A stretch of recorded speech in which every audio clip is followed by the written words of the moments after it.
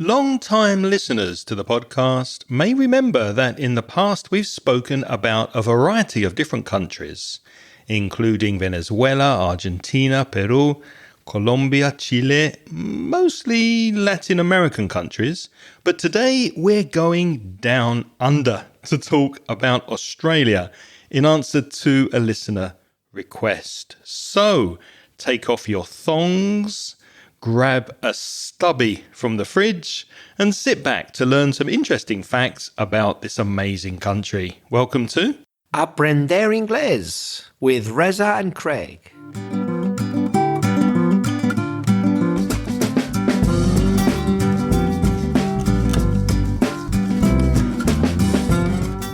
Hello and welcome to the podcast, especially if you've just found us. My name's Craig. And my name's Reza. And with nearly 60 years of teaching between us, we'll help you improve your English and take it to the next level. How are you doing this week, Reza? Not bad, sport. And you? Not bad, me old mucker, me old mate. How you doing? All right? Yeah. We're trying with very bad accents to sound Australian there. But did you notice from the introduction to Australian words, Reza? Yes. Stubby is a small bottle of beer, is that right? Yeah, a small bottle or maybe a small can of beer, sometimes called tinnies if it's a can of beer, a tinny or a stubby. And thong, is it not the standard use of thong, but thongs are just underwear in general, right? No. Oh, no. Okay, I'm wrong. What are thongs? They are flip-flops. Oh, wow. Those Those shoes that you wear that just have one piece of plastic or material that goes between your big toe and your other toes, and you wear them often to the beach in the summer. Flip-flops. That's it. Thongs. That rings a bell. Yeah, which of course has nothing to do with the standard use of thongs, which is, well, it's a very, very, very, very, very revealing type of underwear in standard English, isn't it? Yeah, very brief. Yeah, very hardly any material and showing off a lot of your lower body parts. That's a thong in British English. So, yeah, some colloquial expressions in Australia, some very specific language. In fact, we spoke about that back in episode 409. So to learn some Australian English expressions and colloquialisms, go to inglespodcast.com/409. But this week we're talking about the country of Australia, thanks to Brian from Ecuador, who sent us this message. Hi, Reza and Craig. Hope you are enjoying these holidays. My name is Brian and I am from Ecuador. Well, this message has two objectives. Firstly, I wanted to thank you for your podcast. Thanks to you, I have learned a lot of things during these last, 5 or 6 years. You have told me a lot of things, not only about the English language, but also about other countries and other cultures and a lot of stuff as well. And also, thanks to you, I got my Cambridge certificate of C1 level a week ago. And I feel like you've been part of this journey. And I just wanted to thank you for that. Secondly, I wanted to ask you if you could resume your episodes about other countries around the world. Those were my favorite. I used to learn a lot of things about life in other parts of the world. And I just love them. Well, that's it. Just wanted to thank you for that. Keep up your good job. Never change the where you are. And Merry, Merry Christmas. Well, first of all, Brian, congratulations on passing your C1 exam. That's fantastic. You are now a C1 guy. Congratulations. Yes, Brian, well done. And I'm not surprised to hear it, because certainly your speaking is a very, very solid, high C1 level of English without any doubt. Well done. Yep, hopefully you'll be trying for C2 next. Let's hope so. One small thing I want to point out, and it is a very small thing, Brian. You said keep up your good job at the end. I would probably say keep up the good work. So not job, but work. Keep up the good work. Keep doing what you're doing. Keep up the good work. And thank you for your very kind words. Yes, and of course, you mentioned that your favorite episodes of the podcast are the ones about countries, which is one of the reasons why we're recording this. And just to remind everybody that we have actually done an episode about your country, about Ecuador.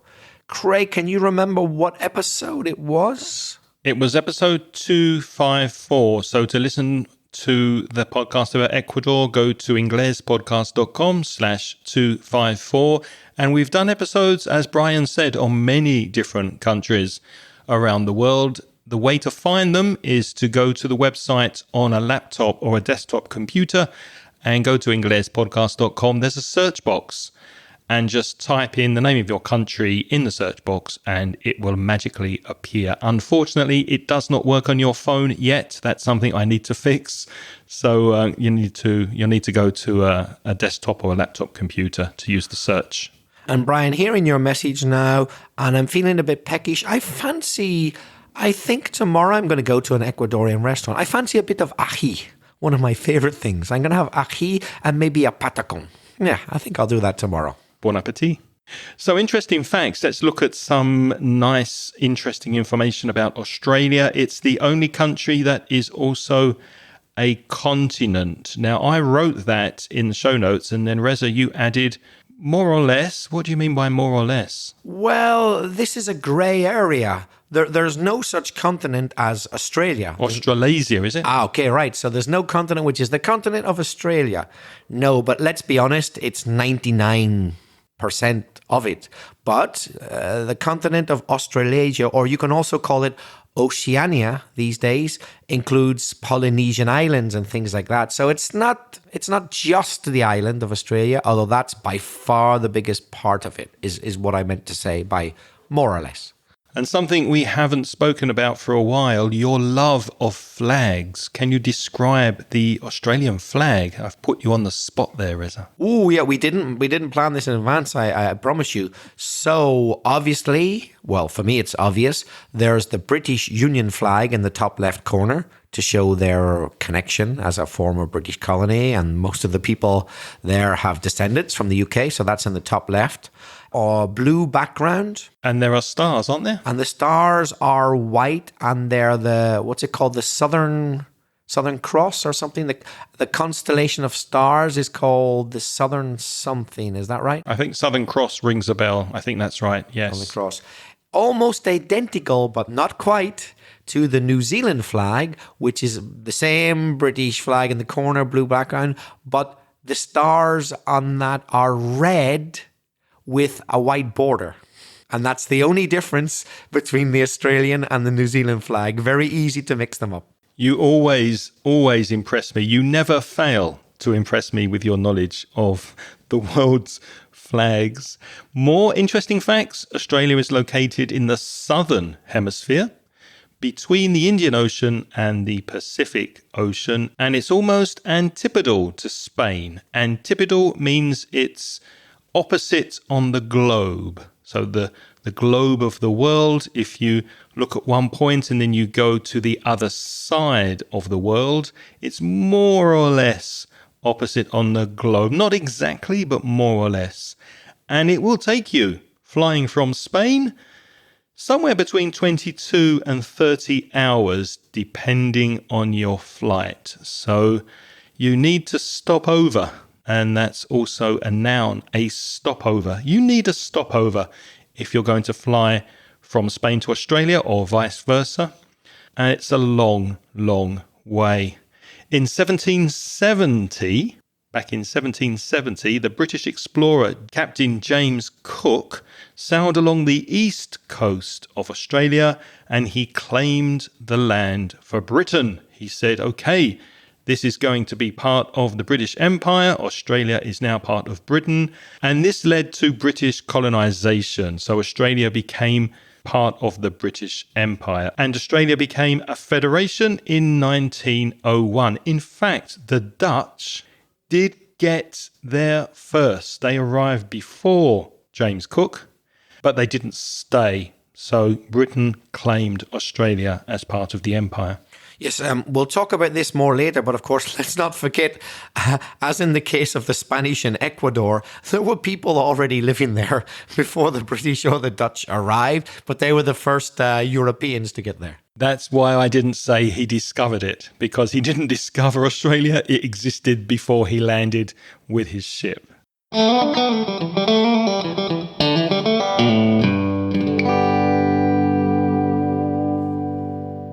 Let's take a quick break here, because I know you listen to this podcast to take your English to the next level. But what about your speaking? Is your fluency improving? Are you happy with your speaking skills? My conversation course focuses on making you a more confident and more fluent English speaker.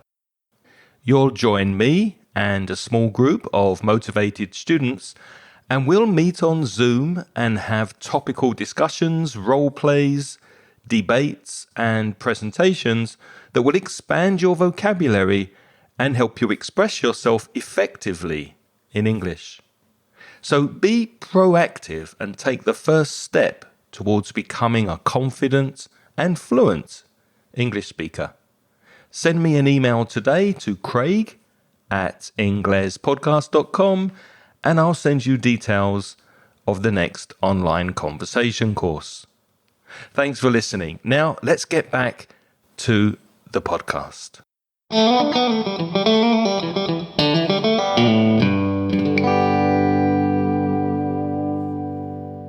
The capital city of Australia is not Sydney or Melbourne, as some people think. It's Canberra.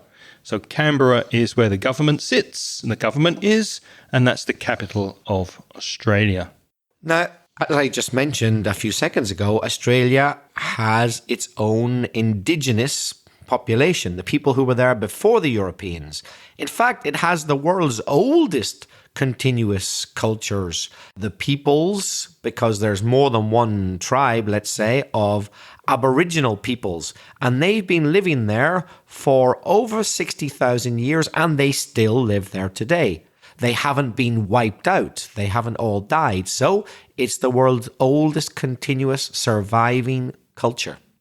And curiously, most Australians live near the coast because, well, it's probably easier to live near the coast. It doesn't tend to get so hot because the centre of Australia gets very, very hot.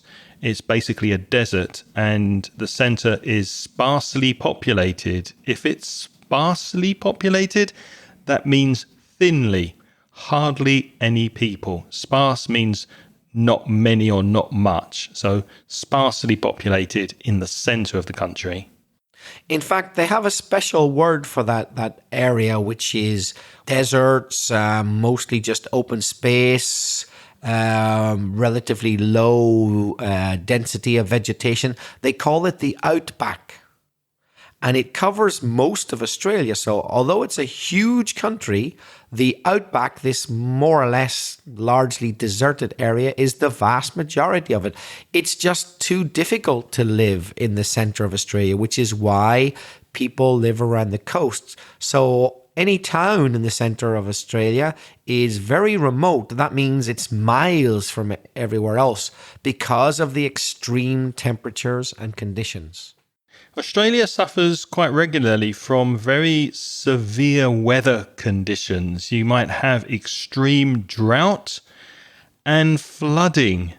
Notice the pronunciation of those two words. The spelling of drought can be confusing. D-R-O-U-G-H-T. The vowel sound is ow, like now or how. So it's drought. When it doesn't rain very much, everything gets dry. The rainfall is very, very light. And the opposite is when it floods. F-L-O-O-D. The vowel sound there is the same as blood, flood, the sound.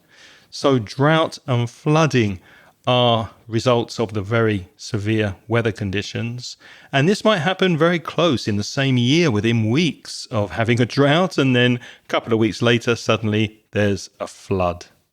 Australia, very famously, has a lot of lovely beaches. In fact, it has more than 10,000 beaches. That means you could visit a new one every day of your life for over 25 years. That's a lot of beaches to visit.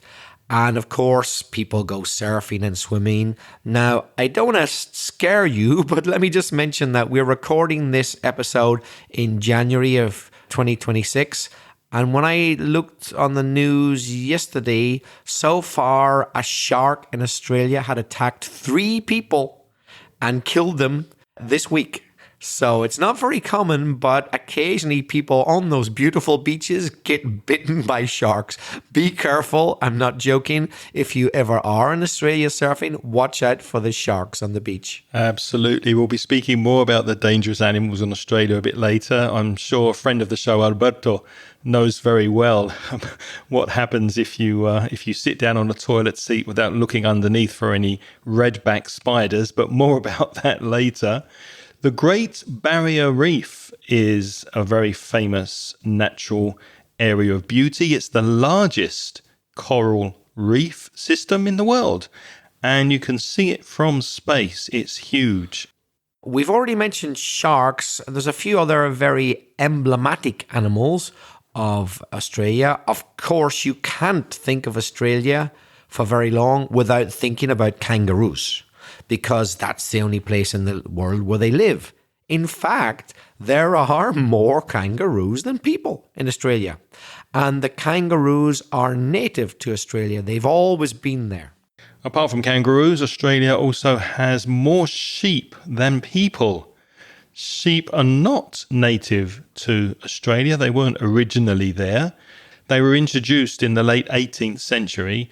And some people say that the methane gas emitted from all of the sheep can affect the ozone layer. So many farts going up there and causing problems in the atmosphere. I don't know if that's an urban myth or if that's true, but it seems to be widely publicized on many websites. Isn't it amazing how human activity can change the world so much? There are more sheep than people in Australia, but there were no sheep at all till the 18th century. And now there are more sheep than people, causing possible damage to the atmosphere. And Australia is famous all over the world for its production of lamb, for its meat. I mean, I've bought in Ireland and possibly in Spain as well, I've bought Australian lamb. It gets exported all over the world. An animal which wasn't even native there. Mm-hmm. It's a bit like the introduction of the potato to Ireland. It's hard to believe that before the Spanish brought back the potato from South America, places like Ecuador, there were no potatoes in Europe. And I can't imagine Ireland without the potato. But of course, it's not native to Ireland originally. It's incredible, isn't it? Yeah, there's also something about rabbits being introduced to Australia that also caused problems. I can't remember exactly what happened there, but they were not indigenous to the country, and suddenly it was overrun by rabbits. There are rabbits everywhere. Speaking of animals, on the coat of arms of Australia, which is a national emblem representation of the country in a special form, you can see kangaroos and emus on the national coat of arms of Australia. And the reason is because they are believed not to walk backwards. So I've been to Australia, I've never seen a kangaroo walking backwards, and I don't think emus walk backwards either. Voting is compulsory in Australia in both federal and state elections, so both in your immediate area in the state and also on a national level, you have to vote. And if you don't vote, you get a fine, so you have to pay a penalty. And I think also they have a kind of a social event on polling day or voting day where communities get together and have some food and drink, and nobody works, but they must vote in Australia. Do you think that's a good idea to have compulsory voting? In a way, yes. It's a hard question to answer. I like the idea that people are engaged with I was going to say politics, but rather than politics, just who's going to run the country. That's the democratic process. Yeah, it's an important thing. But forcing people, I don't know. It's a tricky one. What do you think? Well, if I worked for a company, at the moment I'm self-employed, but if I worked for a language academy and the government said to me, look, you can have a day off that you will get paid for, and the only thing you have to do to have that day off is take half an hour from that day and go and vote, I would probably say, yeah, why not? Why not? Give me a free day, pay me for it, I'll go and vote. Wouldn't you? Yeah. Now, Australia was once a British penal colony. Penal, related to penalties, prison, in other words. And many early settlers were prisoners. But nowadays, it's extremely difficult to be given permission to immigrate into Australia. Lots of people would like to live there now. It's certainly not a penal colony now. But as its immigration laws are now extremely strict, you'll be very lucky to be given permission to immigrate permanently to Australia. Decades ago, British people could have their journey subsidized by the government to settle there. That's right. They paid for your journey to go there to become a new citizen. Now it's really hard to get citizenship. Strange how things change. Yeah, I remember that actually. I remember when it was very easy to go live in Australia and all of a sudden they tightened the immigration laws and now it's not easy. Australia has a very, very strong sporting culture. They love their sport over in Australia, especially for sports like cricket, rugby, and Australian rules football.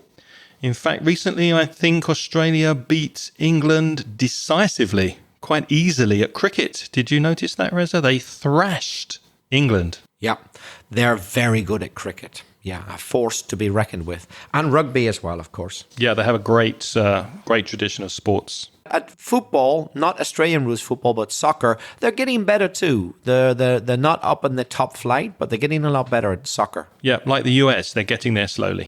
Now, from the 1800s, from the early days of colonization, right up to the 1970s, think about that, the 1970s, many Aboriginal children were forcibly taken from their families for adoption against their will. Also, where Aborigines could live and work was very strictly controlled by the government. It's hard to imagine that such a racist practice continued until the 1970s. Yeah, they have a history of racism, unfortunately. And despite a terrorist attack in Sydney on Bondi Beach towards the end of 2025, when sadly lots of people lost their lives due to a terrorist attack, apart from the occasional terrorist attack, Australia is still one of the safest countries in the world to live in. However, the country has about 25 to 30 highly venomous snake species. So you have to be careful where you're walking, especially if you're in the outback. Around half of the world's 10 most venomous snakes can be found in Australia, and 2 spiders, and I hate spiders, that's an insect that I really can't stand. 2 spiders are considered to be very, very dangerous. The Sydney funnel web spider and the redback spider. So be careful of those. Not only spiders and snakes, Reza said earlier, shark attacks are fairly common, but also they have some other extremely dangerous animals. The box jellyfish, that can kill you. The Irukandji jellyfish is another jellyfish that can kill you. The blue-ringed octopus can also end your life. And in the north of Australia, as I'm sure Alberto knows, you can find saltwater crocodiles. So don't go swimming in any areas where they are. Now, this is January here. Well, it's January everywhere, isn't it? What a silly thing to say. Even in the southern hemisphere, mate. I guess I get my thoughts confused. It's January, so here in the northern hemisphere, it's pretty cold in most places. Not in Australia, of course. It's the southern hemisphere, so Christmas in Australia, December, January, New Year, it happens in their summer. So most typically, Christmas and New Year, it's celebrated with barbecues and beach trips. There's not going to be any snow in Australia on Christmas. Quite the opposite. It's going to be about 35 degrees, scorching hot. So people will often have their Christmas their barbecue on the beach. That's right. And we mentioned earlier about Australia having more sheep than people. Despite its size, it has a relatively small population. I mean, Australia is enormous. It takes you hours to fly from Sydney on the east coast over to Perth on the west coast. And compared to Europe or the USA, it is really, really scantily populated, we can say. So scantily means very, very few people. Its population is about 27.6 million people. And these people live in about 7.7 million square kilometers. Australia is the 6th largest country in the world by land area. Absolutely enormous.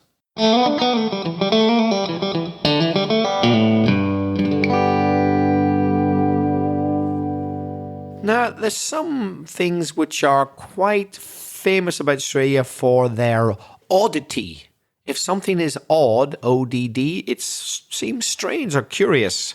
Let's see what you think. Do you think Australia's ban, their prohibition on visitors bringing any fresh fruit and vegetables at all to Australia is exaggerated? I'll give you an example. Visitors often get stopped by customs, the people who check for the things you bring in and out of a country, for eating or simply carrying an apple left over from their meal on the plane.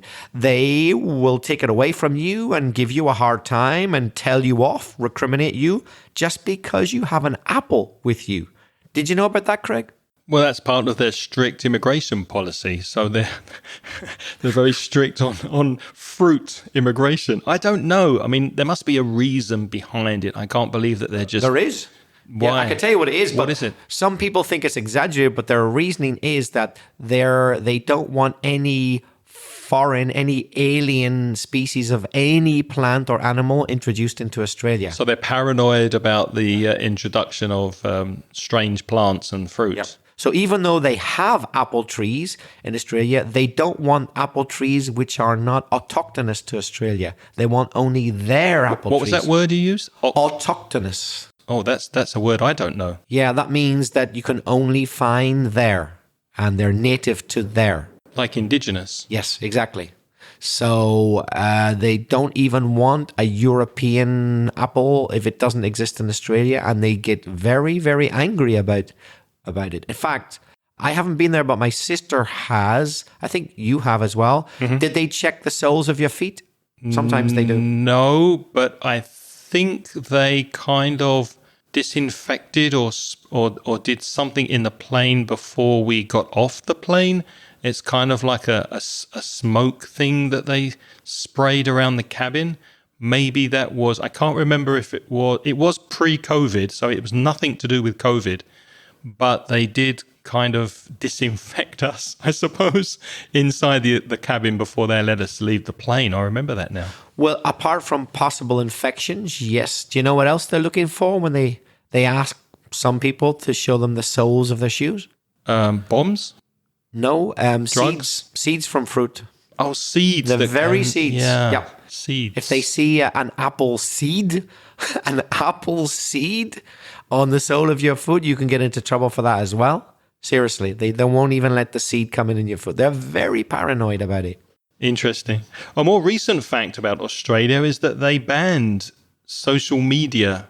Well, let me say some social media for under 16-year-olds. Do you agree with that policy? Do you think that the Prime Minister was right to ban social media in Australia? Yes. There you go. You weren't expecting that, were you? I didn't know what to expect. Can you explain why? For under 16-year-olds, yeah, but not for over 16-year-olds. Because let's be honest, there's a lot of harmful content out there. I mean, sorry to talk about such unpleasant things, but there are social media sites out there for 16 and 15 and 14-year-olds giving them advice about how to kill themselves. I don't think it's a good idea that 15-year-olds can access such things, and they easily can. So I'm glad that the Australian government has taken action, to be honest. What do you think? No, I don't agree. I think, first of all, they did not ban all social media platforms, and I can't remember off the top of my head. Off the top of my head means without checking, just from my own knowledge. I don't remember exactly which platforms were banned and which platforms have been allowed, but it didn't seem to make sense to me. Or there's a blanket ban on harmful social media sites. A blanket ban means everything. Something that covers everything is a blanket ban. They didn't do that. They just selected some, which makes me wonder why. And also, look, 15, 14-year-olds, they can probably find a way to access these websites with VPNs and other things. So to me, it's not very effective.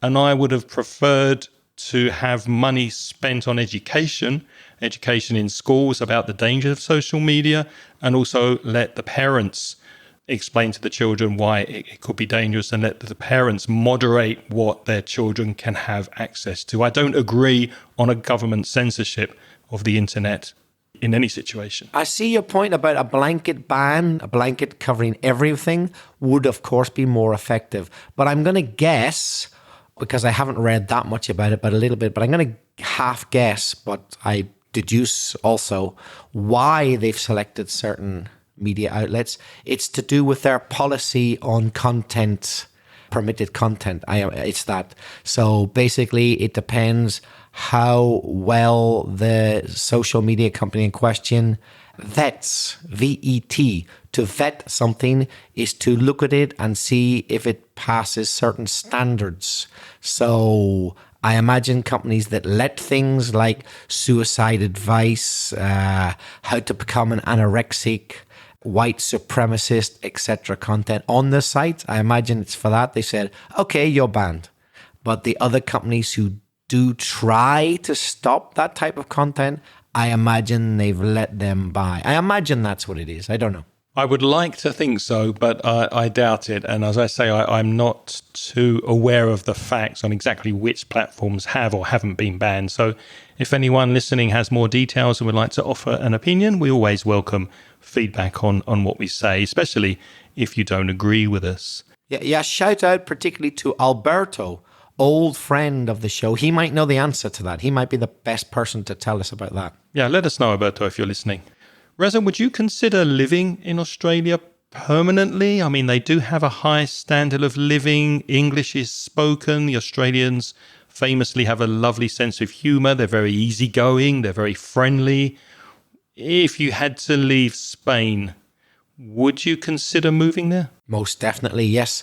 For me, it's one of the most desirable countries in the world to live. If I was, for example, given a really good job opportunity or suddenly won a huge prize on the lottery or something like that, Australia would be way up there in my top 3 countries of places I would consider emigrating to. What about you? Yes, I think I might prefer New Zealand, but I'd also consider Australia. Both countries, of course, speak English. I wouldn't have to learn another language, but both of those countries are very, very attractive. Yeah. And they seem to be a long way away from all of the bullshit that's going on in politics at the moment between Europe and the rest of the world. So it would be a breath of fresh air to be on the other side of the planet for a while.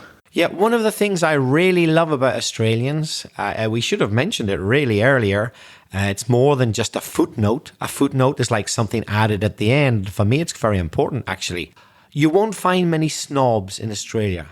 You will find, as in other countries, some racists, some sexists, some other ists that you may not like.